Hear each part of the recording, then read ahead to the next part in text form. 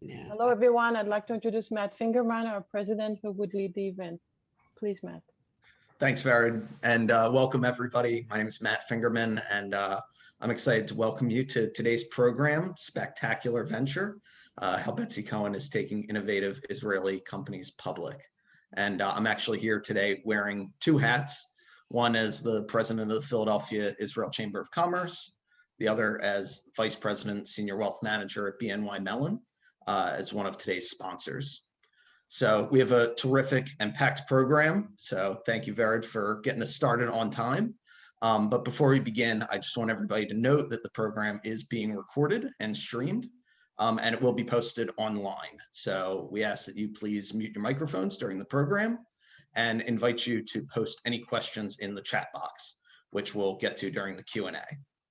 So first, I just want to take a minute to talk about the PICC, which is an independent membership-based organization. We have a unique mission of connecting Israeli and Greater Philadelphia, Southern New Jersey, and Delaware companies, academia, investors, and others for joint ventures. Our activities encompass a lot of different industries in the growing Israeli and local economies, and we also represent a federal and Israeli fund called the Bird Foundation, which annually grants about 30 US Israeli joint ventures at up to $1.5 million each. So always excited to talk to any people about those in any way that we can help. We'd also like to thank our generous sponsors for today. Without that, this event would not be possible. And our sponsors today are Fox Rothschild, Eisner Amper, and Susquehanna Growth Equity. We also want to thank our promoting partners, Philadelphia Alliance for Capital and Technologies, TIE Philadelphia, our friends at the Israeli Economic Mission in New York, the Israel American Chamber of Commerce, and Atid EDI. And we have just spectacular turnout today that wouldn't have been possible without all of them.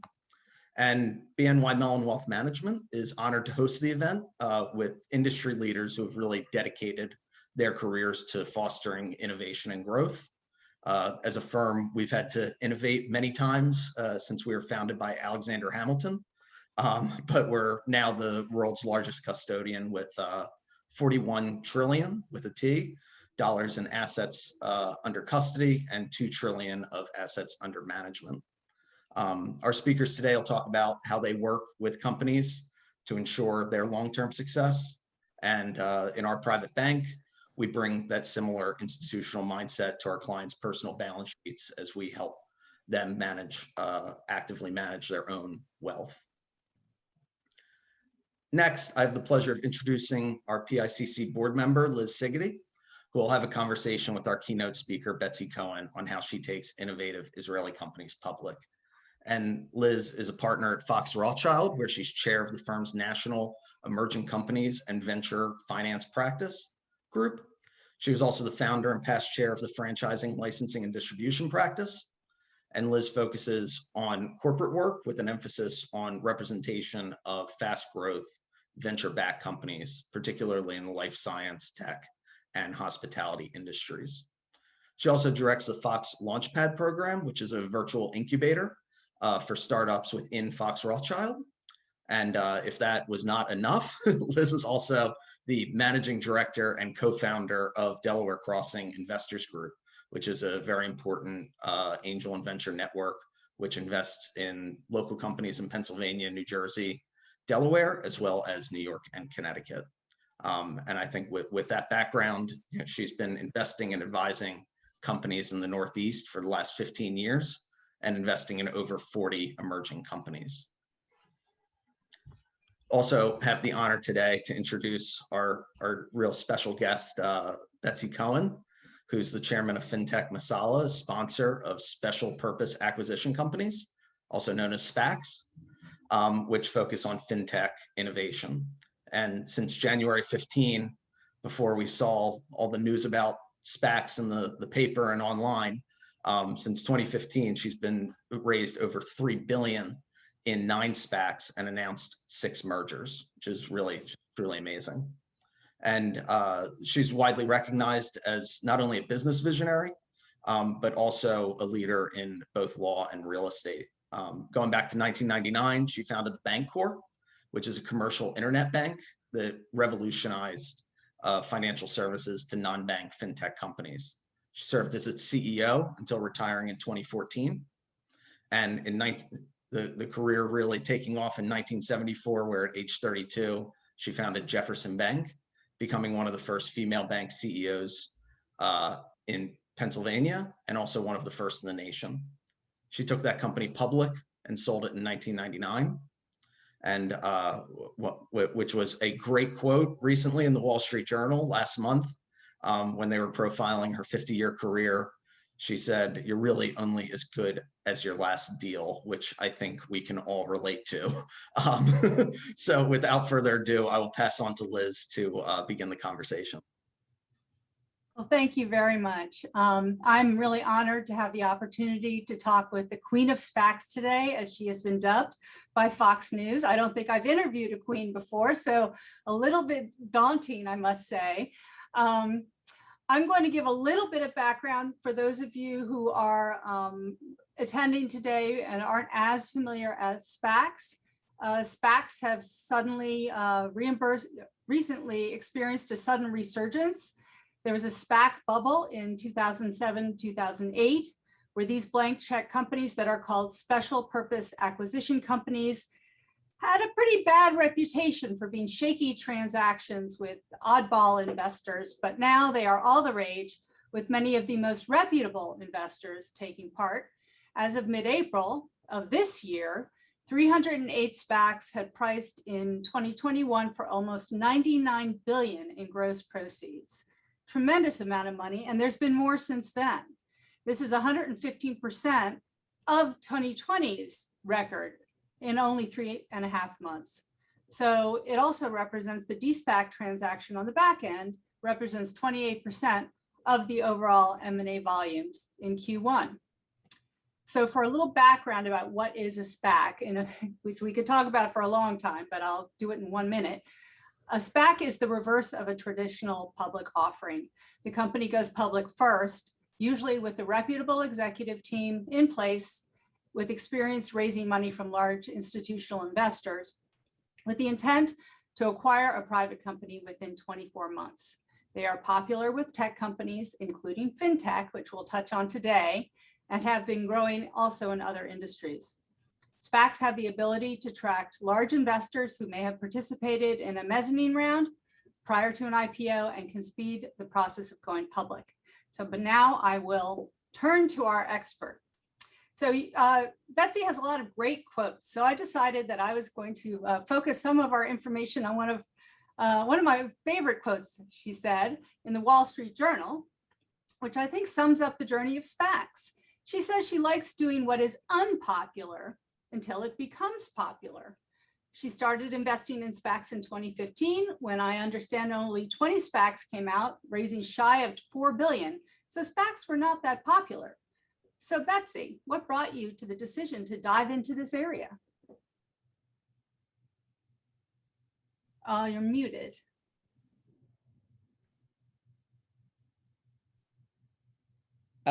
Sorry, Liz. The other part of the quote is that when it really becomes too popular, I'll go do something else. So, I try to keep people on the edge of their seat. I had a wonderful opportunity starting in 2020 when I began and really conceived of what was the first commercial bank, or in fact, the first bank to support non-bank financial companies in the marketplace and provide them with the services and indicia of operation that were necessary for them to do business. The platform grew, and through 2000 and the end of 2014, we had about 1,600 fintech companies on the platform. It gave me an opportunity over those 14, 15 years to understand the trends, the elements that made a company succeed, those that caused failure, and really understand and be on top of what the emerging ecosystems were within the financial technology area. So when I looked back at the companies, thinking about what I might do after my 8 days of retirement, I recognized that these were all growth companies. They were growing very quickly because technology was growing quickly. Adoption by consumers and businesses was growing quickly. All of the elements were there to make these enterprises quick growers of both revenue and hopefully EBITDA. And that led me to think about what is the proper vehicle for a growth company. It might not be an IPO, because an IPO is what we call backward-looking instrument, in which one's only able to tell investors what you've already done. It might not be a direct listing because the name of the company had not yet really been established, and therefore it might not be successful. And so thinking about those companies which had come into maturity during this period of time and were ready and needy of being in the public capital markets, as well as having the indicia that come with public company status, and who had been able to develop corporate infrastructure and all the elements that were necessary. The SPAC struck me as that legal vehicle, which is only really in its simplest form, as you indicated, a reverse merger. And so it allows companies that are in a growth spurt or a growth cycle to share with their investors what may happen next, derived from what happened in the past, but also a forward look. And so that's really those were the underpinnings of the decision to marry these two elements, one being the growth companies that we knew, and two being the transition that we thought we could guide well, because we have had a lot of experience in the public markets, in a transition from private to public. Hope that's not too much of an answer. No, that makes perfect sense. I mean, do you think there's a reason why fintech? I mean, was it you? Was it the broader market has historically been a focus of the SPAC market? And do you think with COVID that will continue to grow? I think technology across the board is really part of this element, and it could be in the so-called fintech area. And fintech sounds very narrow, but in fact is very broad, and it can encompass, just to mention those companies that we've engaged with lately that are well known to people who are here. eToro, which is a social network investment company, so a company that supports trading, or something like Payoneer. These are both Israeli companies. Payoneer, which supports a global payment system. The fintech area is really dependent upon all the players buying into and using and being comfortable with and secure in the use of the internet. And that adoption curve doesn't happen all on day one. So you have that continued growth of use by consumers who are therefore ready to receive the new technology. You have the growth in volume, which the businesses are not able to handle effectively and efficiently without the support of technology. And you have technology itself growing in sophistication and allowing people to imagine its future uses. So it's all those things coming together. Right. So going back to the popularity contest, in the last month, there's been a moderation in the value of SPAC IPOs and mergers and some pushback on sponsor fees. So I'm wondering, and there's also been some interesting predictions. PitchBook predicted that said the number of SPAC IPOs will decline year over year in 2021, and fewer than 30% of last year's SPACs will close an acquisition. So is there too much money chasing too few qualified companies? Has this become too popular? I think that there are many sponsors who do not recognize on day one the complexity of carrying a SPAC from inception to conclusion.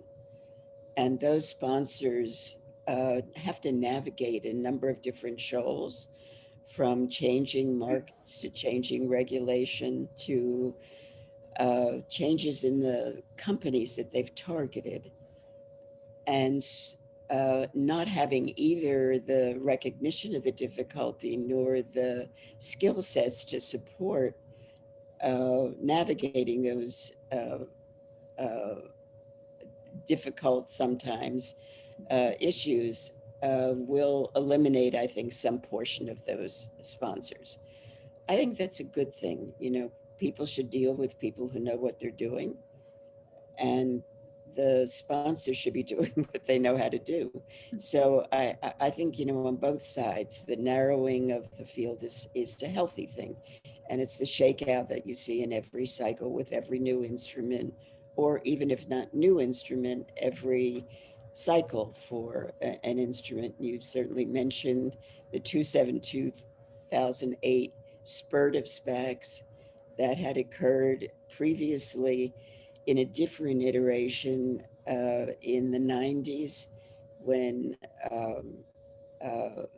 the US had a bit of a recession and there were companies that were in difficulty that needed access to capital, but had did not really qualify, I'll say, for the public markets in the traditional sense.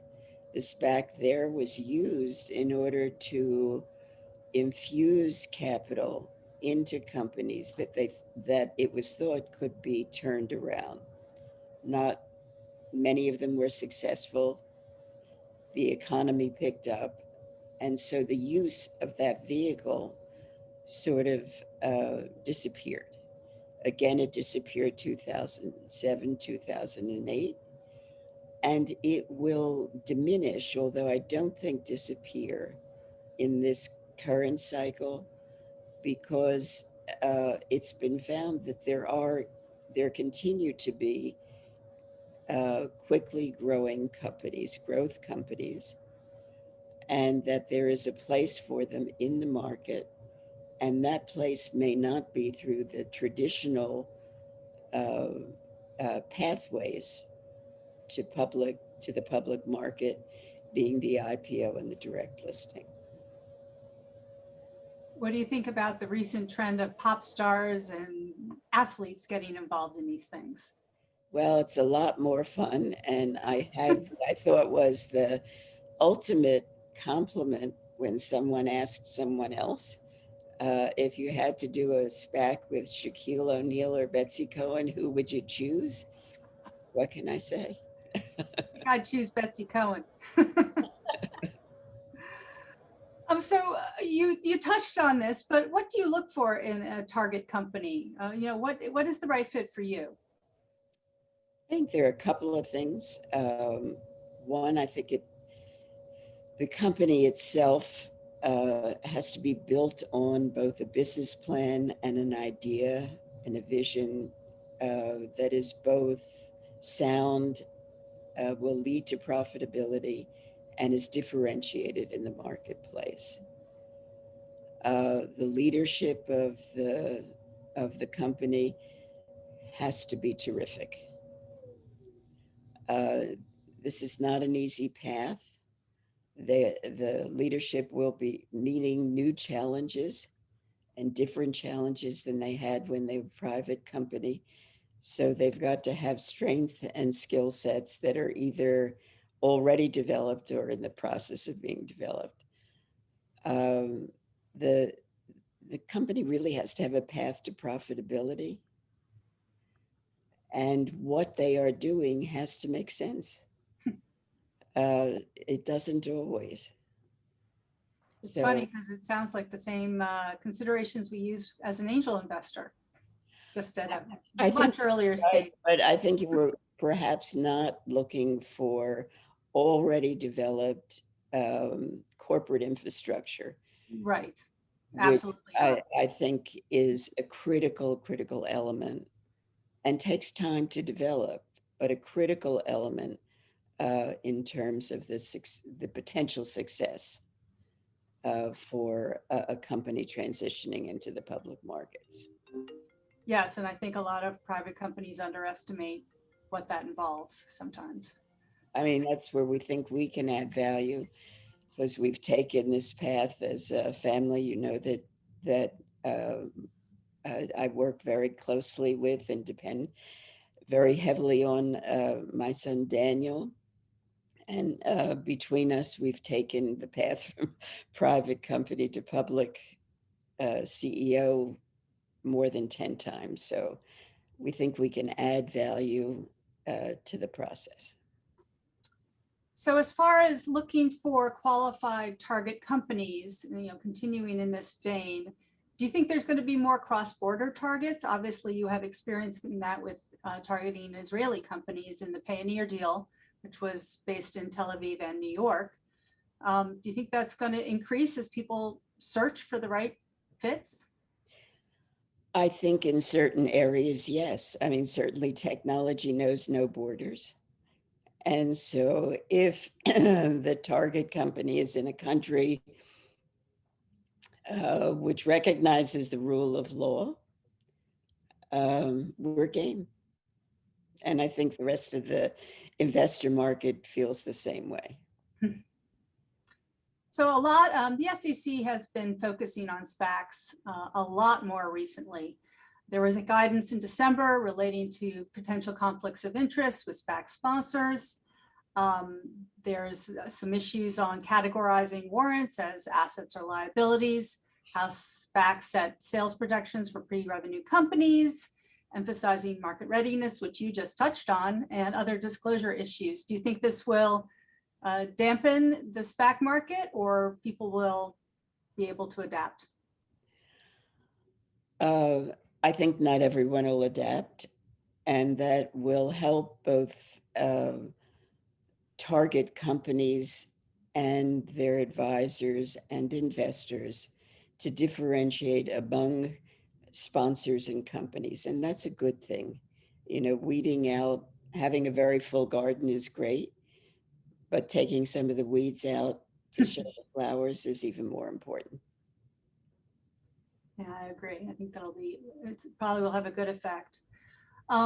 So there was another prediction, and you touched on the direct listings, that some of this will shift to direct listings rather than SPAC listings in 2021. Do you think that is something that will happen? We have started seeing more. I think people are playing with it. It's a very complicated mechanism. It is. And it has a lot of inherent valuation risk associated with it, an unknowable response. One of the things about the SPAC is that you know what the value is going in. You don't have to wait until you're coming out. And in both an IPO and a direct listing, you really have to wait until the day of to understand what your value is. which, is market timing, market risk, all the rest of that stuff. But there are certain companies for whom it will be appropriate. Certainly Coinbase was one, well-known name, consumer-facing product, product within an area that is viewed to be investable and of interest to retail investors. So there are elements that will make some companies more appropriate for the indirect route. But on the other hand, even though today you, because of the work of the SEC, you can in fact raise money, you Mhm. can't raise as much money as you can in the SPAC. Yeah, some of the regulations have changed in that respect. So clearly, at least to me, you are a model for many women aspiring to become involved in the financial industry. Can you comment on women and their involvement in the SPAC market and some of the things you've seen there? I think that it's less fulsome than it remains as investment banking and several other well-known fields. As a male-dominated field, it has been said you can't be what you can't see. And so what we do see now is women who are recognizing other women as sponsors and active members of the SPAC community on both sides of the ledger. It will be a crescendo will occur, and there will be a significantly greater number. Will it be 50-50? That's a stretch. But will the numbers begin to invert? Probably. I remember when I went to law school at the University of Pennsylvania, I was one of 6 women out of a class of 200. Now, of those 6 women, 3 were on the law review, so it's self-selected. Right. But it took maybe another 40 years for there to be a greater parity. I'm not going to be around at that time, so you're going to have to keep notes for me to see whether we get there. So does your fund have any requirements for involvement for women?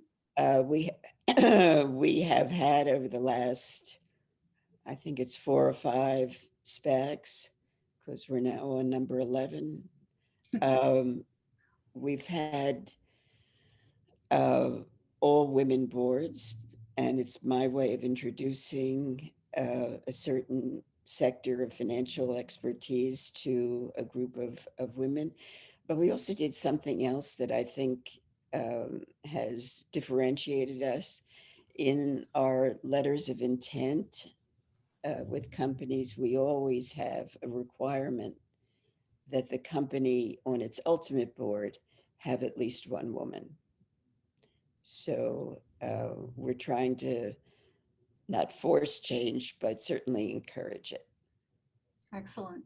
And I know some states, California is one of them, are starting to mandate women on boards.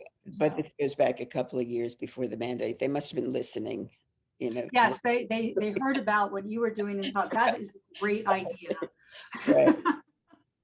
So, okay, one last question, based again on what you have said, and I think this was already referenced, but you quoted that you are only as good as your last deal. So, Betsy, what's in your future? What next? Great deals.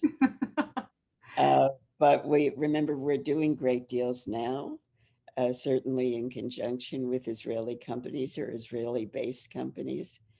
The 2 that we've announced are eToro and Payoneer, and those are both remarkable companies that I've had the pleasure and privilege of watching grow over many years, and I'm very proud to be associated with them. Well, I mean, your accomplishments are truly incredible. And for everyone participating, you are going to be fortunate enough to continue to listen to Betsy, but fortunate enough not to continue to listen to me. So I am very happy to introduce our moderator for the panel, Nina Kelleher of EisnerAmper. She is a director of EisnerAmper, leading the financial services within process, risk, and technology solutions. She has over 15 years of experience with internal audit, governance, risk, and regulatory compliance services. And we thank EisnerAmper for being a sponsor of the program today. Nina, all yours. Thanks, Liz. So for the second half of our discussion, we're going to be joined by two additional panelists, Mor Assia, who's a founding partner and co-CEO of iAngels, and Amir Goldman, who is the founder and managing director of Susquehanna Growth Equity and a board member of Payoneer, which we've heard Betsy reference a couple times in her discussion. But our panel today felt it was really important to keep this discussion as interactive as possible. So we're going to actually just jump right into the questions. I've seen some come over through the chat. Liz and Betsy did address some of them, so I'll try and streamline. But please submit your questions, and I'll turn it over to Mor and Amir if you can give us a brief overview of your bio and tell us a little bit about the SPACs you're involved with. Mor? Absolutely. Hi, thanks for having me. iAngels is an investment firm in Israel that specializes in early stage startup investments. So we're a platform and a VC fund that essentially allows investors from all over the world to really gain access and visibility to what's going on in Israel and have a real partner on the ground. We have been around for about 8 years now, sitting in Tel Aviv. We have a team of almost 20 professionals, have done over 100 deals. I should say 100, we've invested in 100 companies. Deals we've done many more because as we all know that when things go well, companies tend to raise almost every year, especially in the earlier stage. But what the great thing about what we've built is that it's really an evergreen. So we're able to support companies throughout the company life cycle. So we can lead their seed rounds, but then participate throughout in their A and the B and the C and in the pre-IPO or in the SPAC deals because of how we're built. And although the majority of the funds out of the $300 million that we currently manage have been deployed in recent years, we do have some companies that we've grown with and saw elevate into kind of a pre-IPO or SPAC status. And it's been a very interesting year from our perspective, not only because several of our companies have either announced already a SPAC or are going through that consideration process.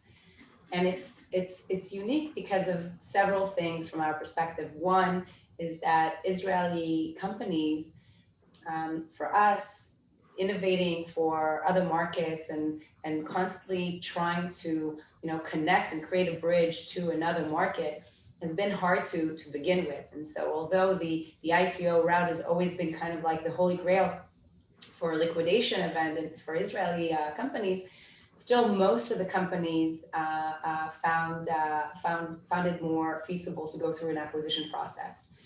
And so the unique offering that, in my humble opinion, Israeli companies can find with a SPAC is really onboarding a real partner, a real sponsor that is very familiar with the ropes and what it requires to be a publicly traded company in America.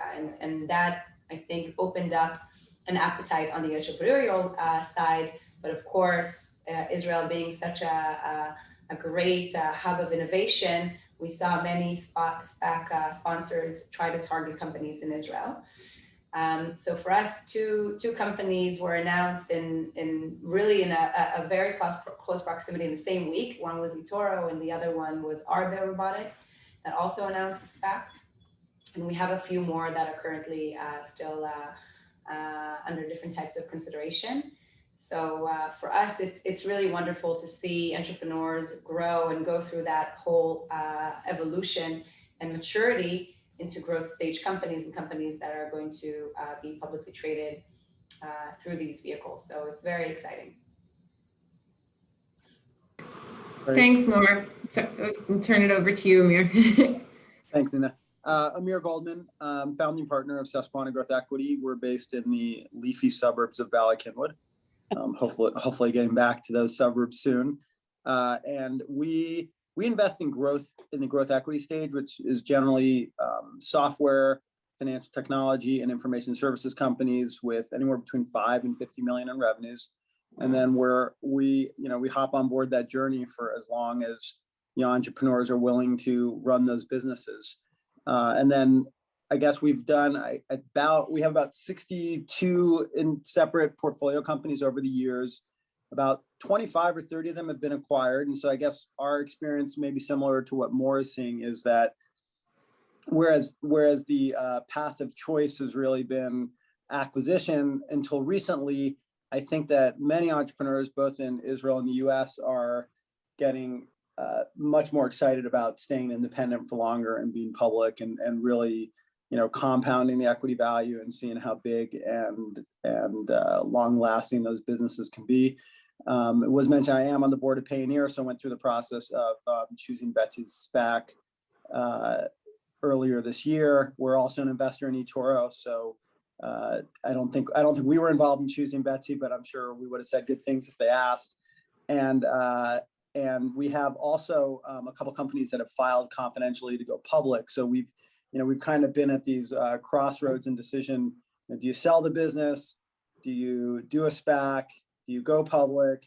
And then recently in the last month, we also announced 2 companies that raised kind of $300 million pre-IPO rounds at really big valuations from our perspective, big, call them $3 billion valuations from crossover hedge funds, which, in a sense kind of feels like an IPO because it's $300 million, which is a big number. It's $3 billion, which feels like what a public company number used to be.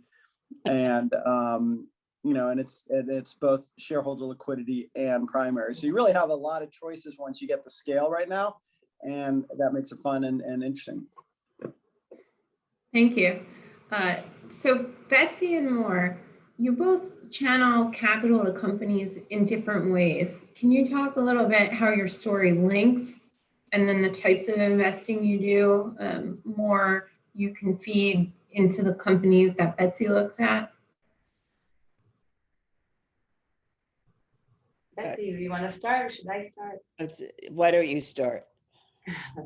So in terms of the companies that we look at, what's interesting, I think, in technology is that every few years you see a real cycle of innovation. There's new sectors that are booming and that become more relevant in light of the maturity of the specific industry that they cater. So from our perspective, we also like to keep it really fresh, similarly to what Betsy said in the beginning, and do things when they're not popular yet, or what we like to call before, kind of like ahead of the innovation cycle. Because once a specific sector is being populated by many, many, many companies that are trying to do the same thing, you see the kind of the maturity cycle of the innovation, more of Me Too companies, and everybody's competing just on execution. So you want to try to be there as early as possible. And we've highlighted different sectors very early on. I mean, this year, again, in light of the pandemic and everything that the world has experienced, now many people are very excited about digital health. But we started investing in digital health 7 years ago.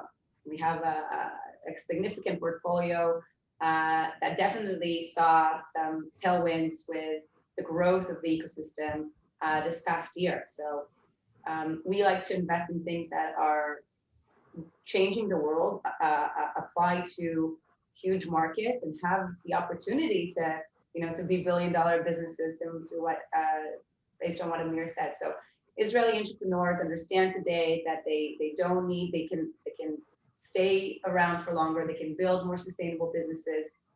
When we founded iAngels, we used to see angel rounds of $100,000 and $1 million post.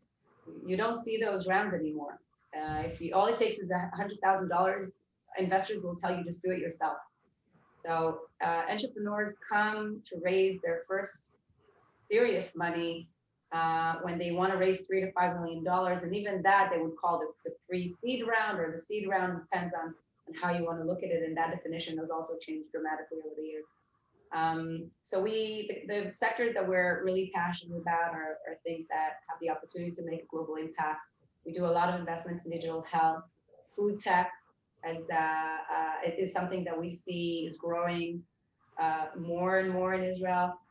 For us, we've been an environmental technology investor, an impact investor for quite some time, and invested in energy and agri-tech.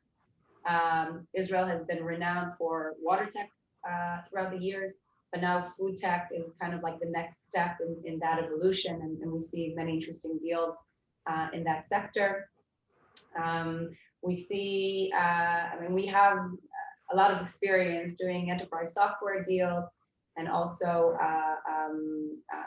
again, through the experience that we've gained in Arbit, really one of the first investors to invest in the automotive space,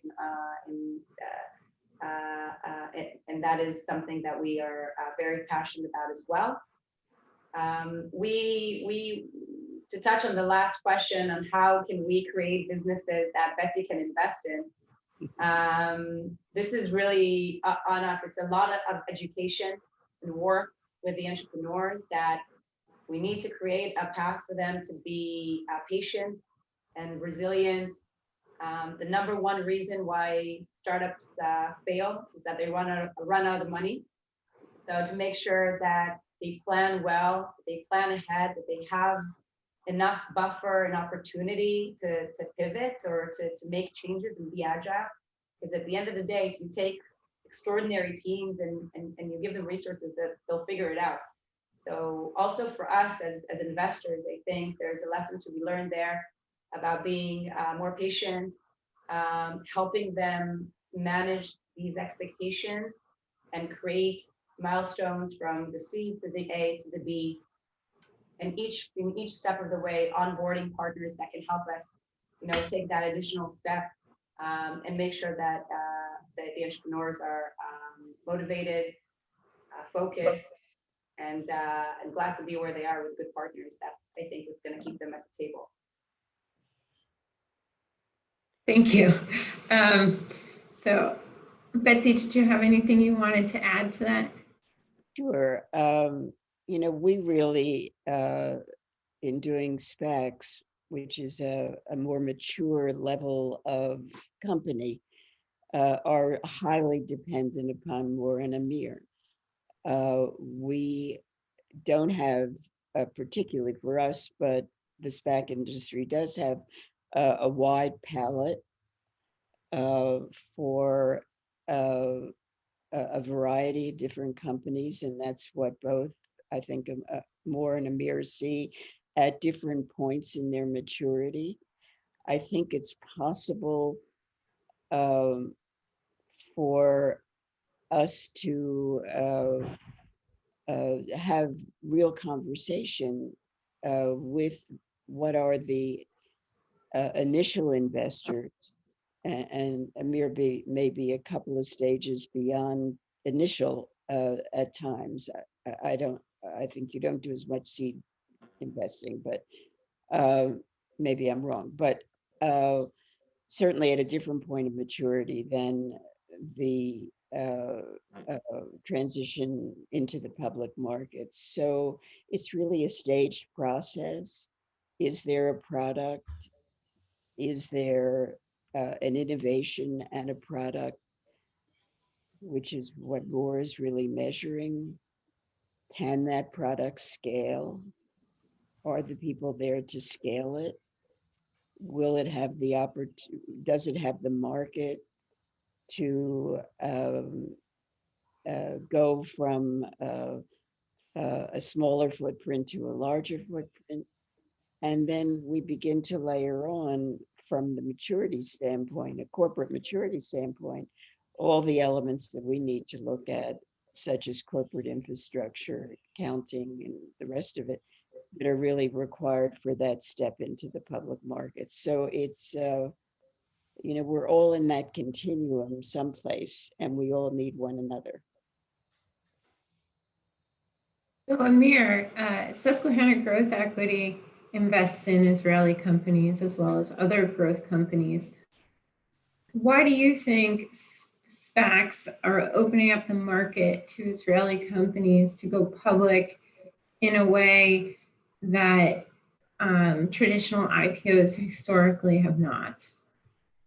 Well, I don't really think it's idiosyncratic to the Israeli market. I think it's the Israeli market is really an extension of the U.S. market, the U.S. tech market. It's really, the venture capitalists kind of live in the same ecosystem. The U.S. venture capitalists are very involved in Israel.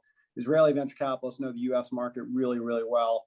And the tech companies, for the most part, believe the U.S. market is their primary market. I mean, they're more global, let's say, than the average U.S. startup that we invest in. Israeli companies on day one will attack Europe and South America and Asia, whereas U.S. companies generally wait till they hit maybe 50 or 100 million in revenues before they do that.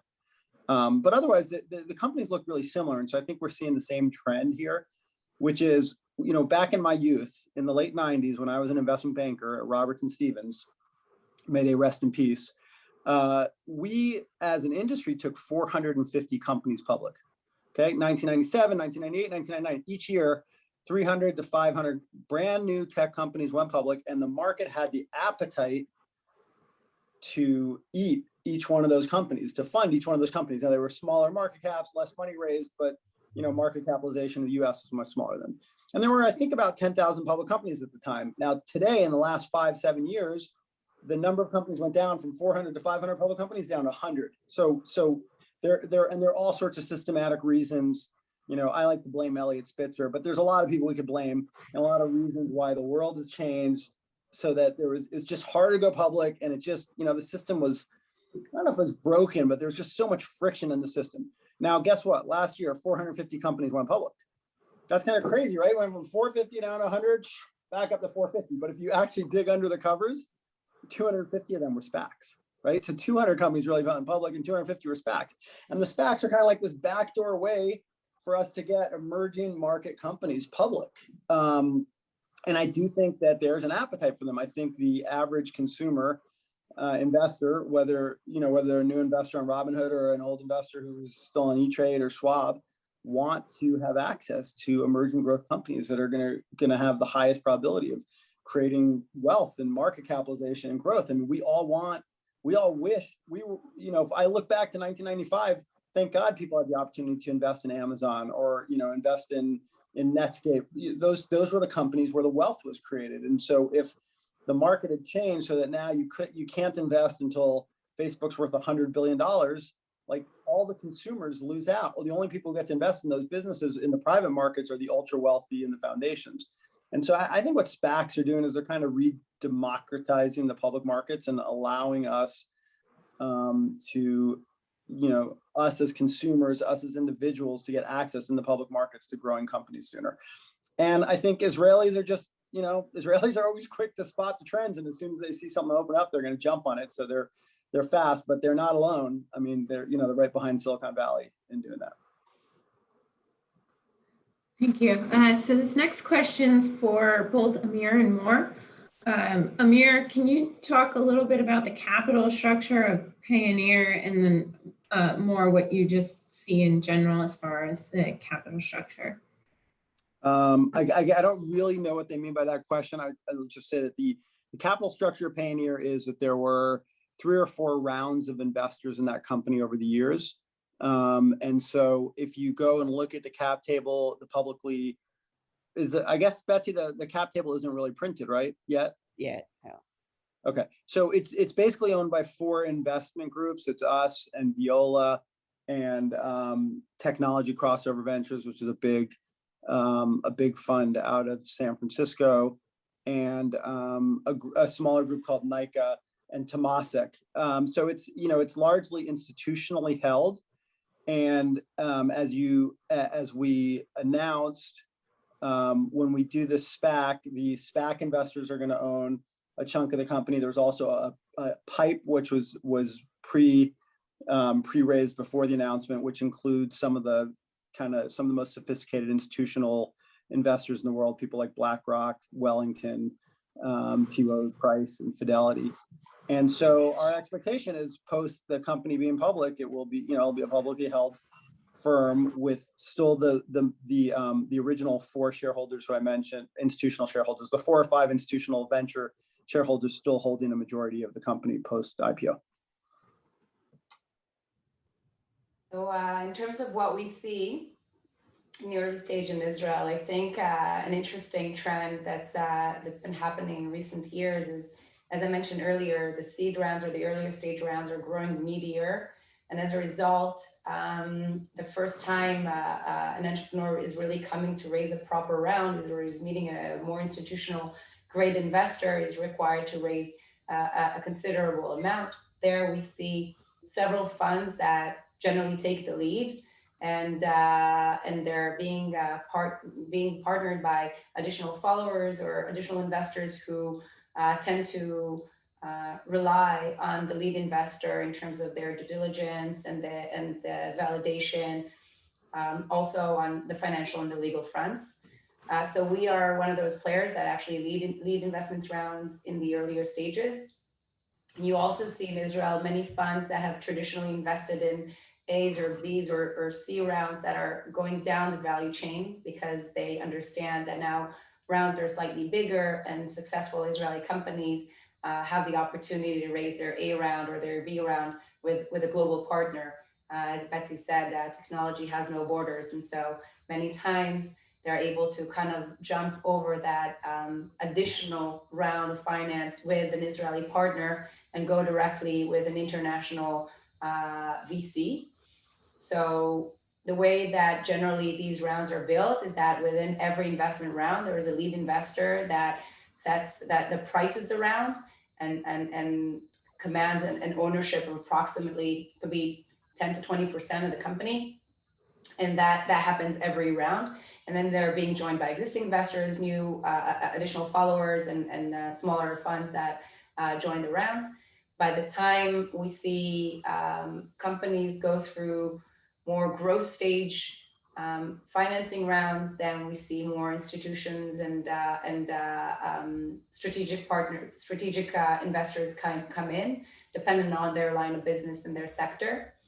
And of course, as Amir said, when these companies go through a public offering, we see, by the way, another trend. Many hedge funds are kind of doing big secondaries in big companies in Israel, and so they become kind of an additional. They throw a little bit more sticks into the fire before the companies actually go through a public offering or that additional step towards the public markets.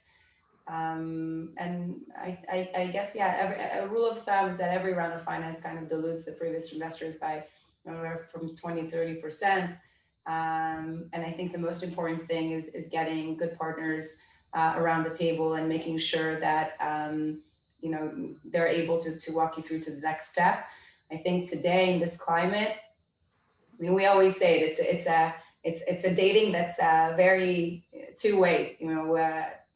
Today entrepreneurs have the opportunity to kind of choose who they want to welcome into their cap table or to their onto their journey. And at the same time, there's a lot going on, and investors, they have these days a lot of money, and they can choose where they want to deploy and who they want to support. So it's definitely something that is two-directional and very exciting on the earlier stage as well as on the later stage from what we see in Israel. If I could just add something on a macro level, in Israel is outward facing. Unlike a country like China, where the internal market is so large that you could create a product and never leave the borders, Israel does not have that as one of its attributes. So it is outward facing. It is technology trained, partly through the army and partly through disposition. And it has a recognition, a sense of urgency, a recognition of time to market.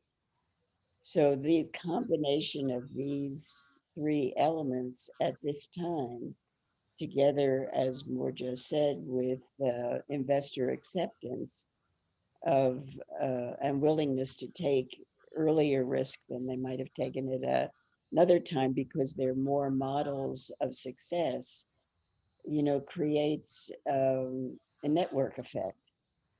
And Israel is right there in the middle of that maelstrom, I'll say.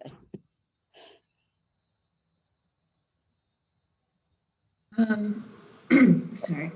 So what are some of the mistakes that you've seen with SPAC acquisitions? And along that lines, what separates a company from going public via SPAC successfully versus those that fizzle out?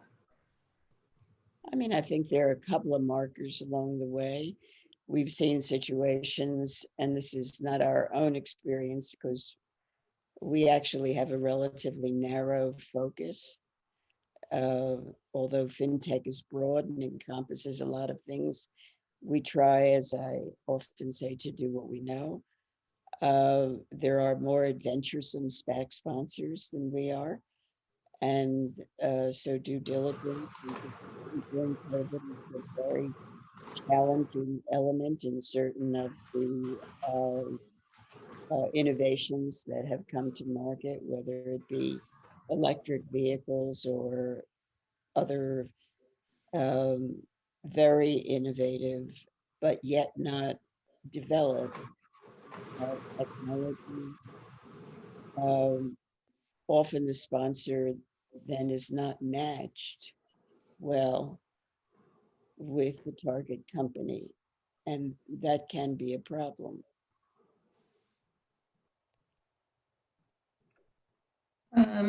We are actually coming up to a close. I know we extended this for a few minutes at the end, so I'd just like to put it out to the panelists. What has attracted you to the Philly market, and why should Israeli companies consider Philadelphia?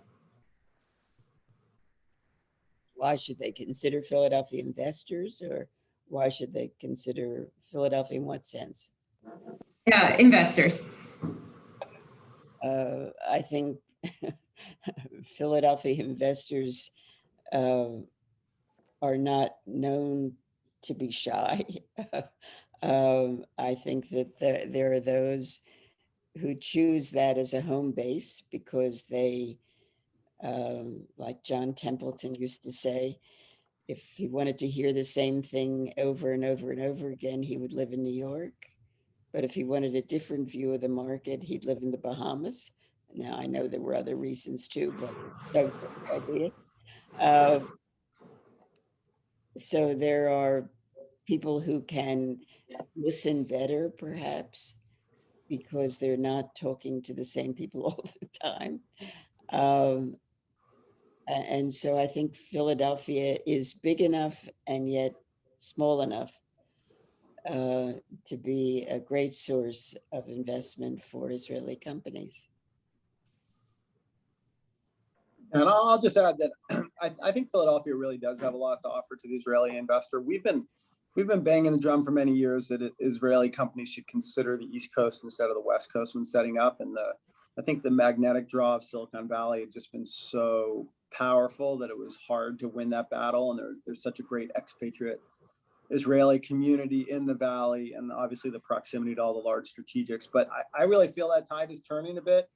The taxation regime there and just work from home post-COVID, all that stuff, I think is leading to more and more of the big corporations really spreading out, going Texas and maybe coming out east. And then I think, once people are convinced that the beauty of working with the East Coast in terms of only having a 7-hour time difference, which is painful but doable, that now you have the East Coast and they're like, okay, well, maybe I want to go to Tenafly or New York. And I still think that we have, the better business friendly environment in Pennsylvania than New York, and just a much more livable, just a more livable, affordable place with great tech talent. So whenever we can convince a company to set up in Philly, we get pretty excited about that. And we've done it a couple times. We have a couple Israeli companies that have set up U.S. headquarters here, and an Irish company that set up U.S. headquarters here, and everyone's just been delighted with doing it. So it's not an obvious choice for most Israelis, but when they learn about it, it's certainly one that I think they're happy to consider. It's interesting that you're saying it's not an obvious choice, because from my perspective, from my seat, because we have a global network of investors, and we have investors from all over the world. We're investors from Philadelphia and from New York and from everywhere in the US. And I think each ecosystem in Philadelphia is quite has its own flavor, and it's very mature and very knowledgeable, adds different kinds of value. So to me, it's not even a question. I mean, we welcome people of the community, and our entrepreneurs could not be more thrilled to connect to more people who can add value and have viewpoint on what they're doing, and that's what we're here to do. Thank you. And with that, we're at the conclusion of our time today. I'd like to thank Betsy, Moore, and Amir for their valuable insights. And then I'll turn it over to Vered at the Philadelphia Chamber of Commerce for closing remarks. Thank you so much.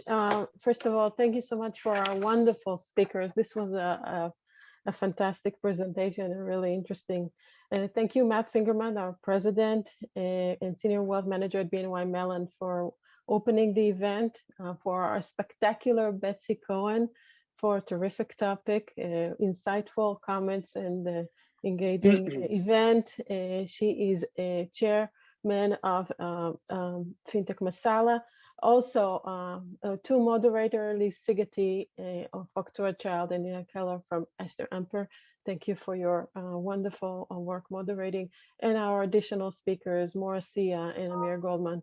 I appreciate everybody for taking the time to join us today. If you like this program, we have outstanding programs coming and for many industries, so please join us. And if you care, join the chamber as a member. If you're an Israeli or local company, it's both terrific.